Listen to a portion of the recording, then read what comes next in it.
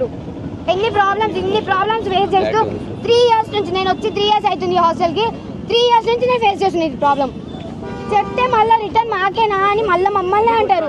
చాలా ఏడ్చిన రోజులు ఉన్నాయి, నైట్ అంతా కూర్చొని ఏడ్చిన రోజులు ఉన్నాయి. బుక్కులు ముందర పెట్టుకొని అర్థం కాకుండా తిండి ఆ ఫుడ్ నచ్చక కడుపు మార్చుకొని వాటర్ తాగి వండుకున్న రోజులు కూడా ఉన్నాయి. మాకు లెటర్ రాసినాం, ఫుడ్ బాగాలే అని లెటర్ రాస్తే ఎన్నో ఉంటుంది.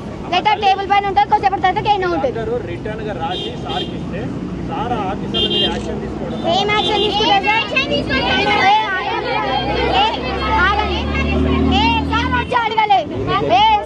అడగాలి మమ్మల్ని క్లాస్ లో వచ్చిరా అడగండి.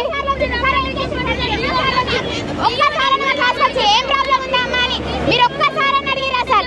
ఒక్కసారి అడిగిరా? మీరు ఎన్నోసార్లు వచ్చారు, మేము కూడా చూసినాం. తిరుగుతారు, మేము తింటుంటే వచ్చి తిరుగుతారు. ఒక్కసారి ఒక్క ప్రాబ్లం ఉందా అని ఒక్కసారి అడిగిరా సార్? ప్రాబ్లమ్స్ చెప్తాం, క్లియర్ చేస్తారని మీరు మాకేంది చెప్పండి సార్. మాకు ఇప్పుడు మాకు న్యాయం జరిగిన దాకా మేము లేవాం సార్. మాకు ఫుడ్ బాగుండదు అసలు. టీచర్స్ వాళ్ళ వద్దు, మాకు టీచర్స్ వాళ్ళ వద్దు. ఎస్ఓ మేడం కానీ వద్దు, ఎవ్వరొద్దు, అందరొద్దు,